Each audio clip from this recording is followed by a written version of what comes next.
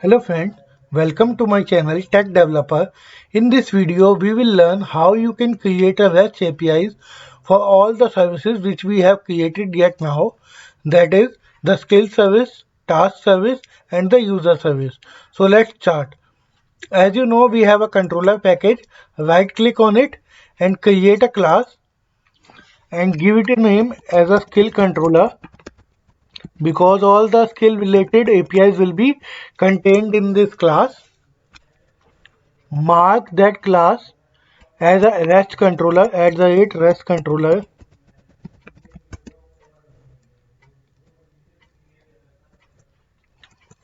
and request mapping to map that controller with the URL. And instead of writing the URL as a hard code, let's create a constant for that.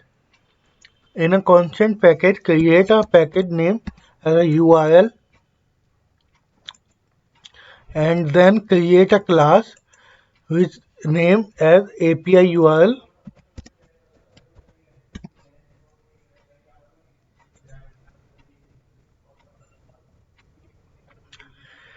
API URL will contain the constant, so let's make it as a final class because we do not want that class to be extended, and even create a private constructor so that no object can be created for that class.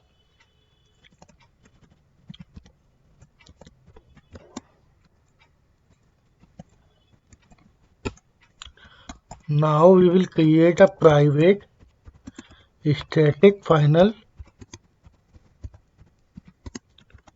string base URL, and the base URL will be /API /v1. v1 will be the version for the API, and then the public static final string skill URL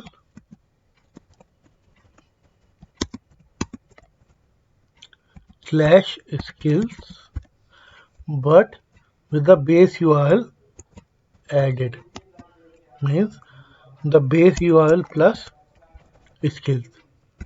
So this is the URL for the skill controller. So in the skill controller request mapping, value will be given as API URL dot skill URL. So the REST controller has been available now, and the request mapping to that controller is skill URL, means /API /v1 /skills will contain all the APIs, all the requests related to the skill controller. So let's create an API for the post request for creating a skill. So it will be public response entity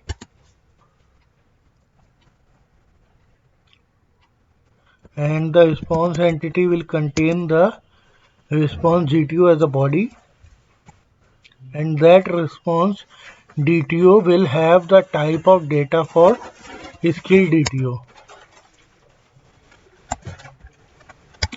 and give it the name as create skill, and in that you need to pass the request body. In the request body we will pass the skill form, not the entity but the skill form.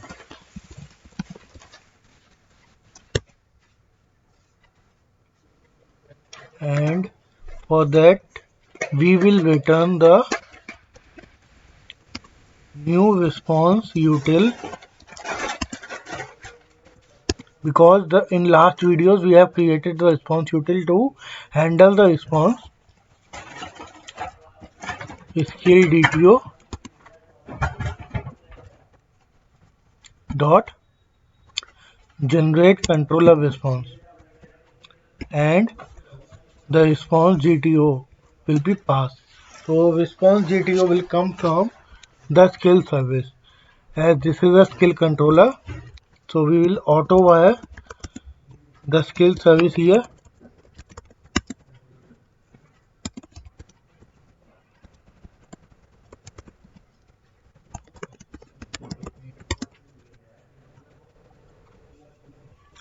and skill service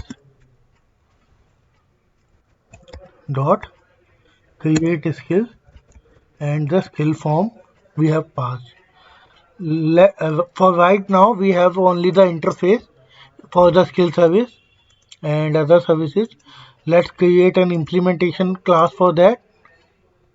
Go to the service in IMPL package and then create a class with a name skill service implementation.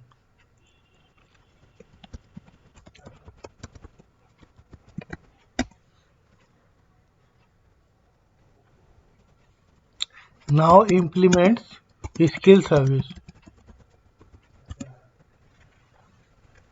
and mark is at the rate service with the annotation so that it denotes that this class will be act as a service layer and contain all the methods related to the skill service interface. Let's add an unimplemented method here. We are going to use the create skill method. As you see that in controller class I have auto wired the skill service, and similarly in skill service implementation I will auto wire the skill repository. Means a controller will contain the service layer and the service layer will contain the repository layer, or you can say it as a DAO layer. So let's auto wire the skill repository here.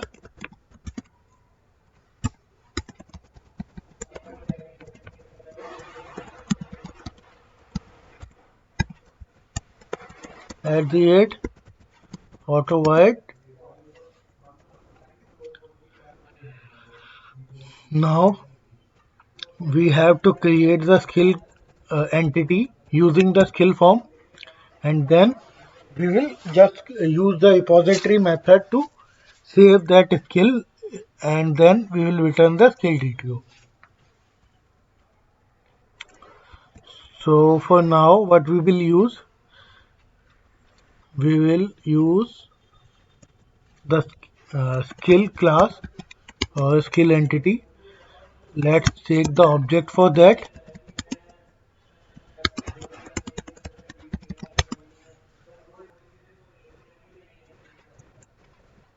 and skill dot set name, which will come from the skill form dot get name. Now skill will be skill repository dot save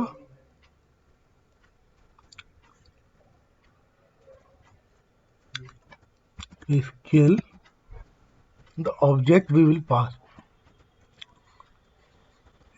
and let's add it to the try catch and handle the exception here.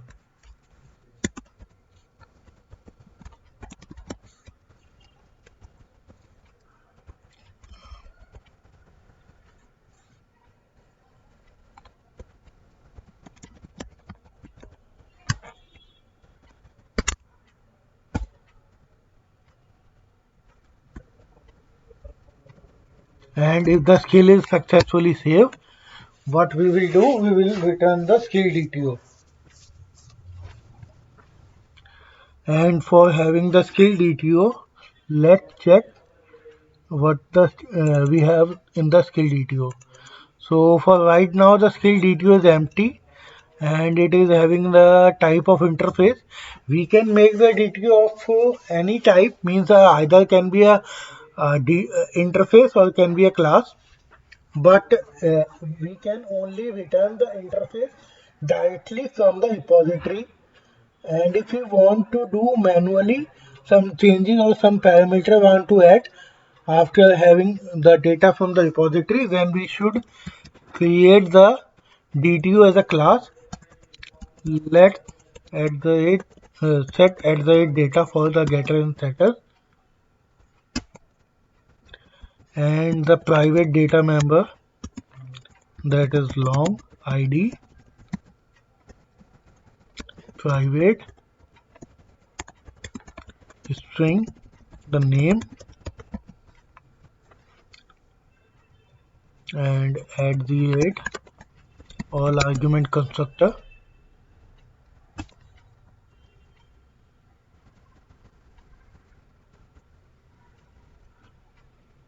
and then in the skill service implementation, what we will do, that is a skill DTO, we will create an object for that.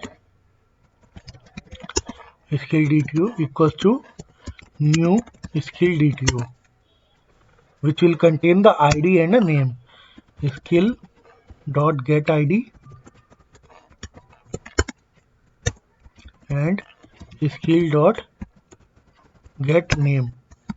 Skill DTO has been prepared right now, and after this we have to return that response to the controller.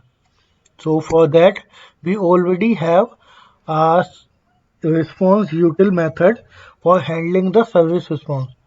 So let's use that. So we return the new response util of means the response util of type skill DTO dot generate the service response,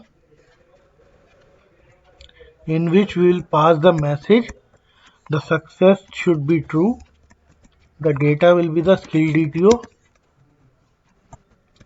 and the HTTP status will be create HTTP status dot created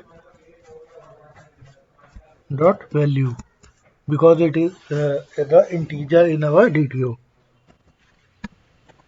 For now we have to pass the message here. So for passing the message we need to create a constant for a message in a message package which we have in a constant package. Let's create a class for service message.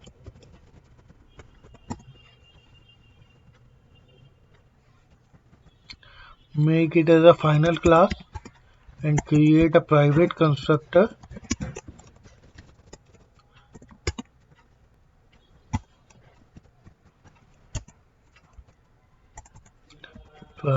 public static final string skill added successfully or created successfully. Create a key for that message, that is skill dot add dot success. Okay, so after that what you will do, you will put that key into the service service message properties, service message underscore en dot properties. Put that key here and type the message here. Skill is added successfully. Don't worry about anything. I will explain you each and everything in detail. Just follow the steps if you are not able to understand that what I am trying to do. Then here the message will be the constant message, that is a service message dot skill created successfully.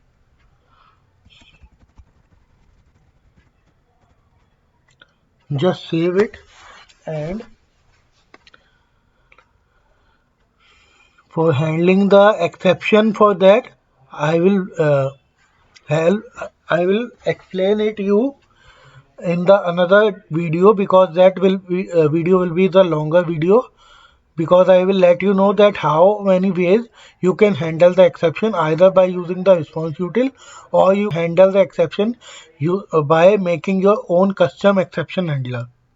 So thank you for watching this video, guys. Bye for now. Don't forget to subscribe my channel, and if you are new to my channel, please subscribe and press the bell icon. Thank you. Bye.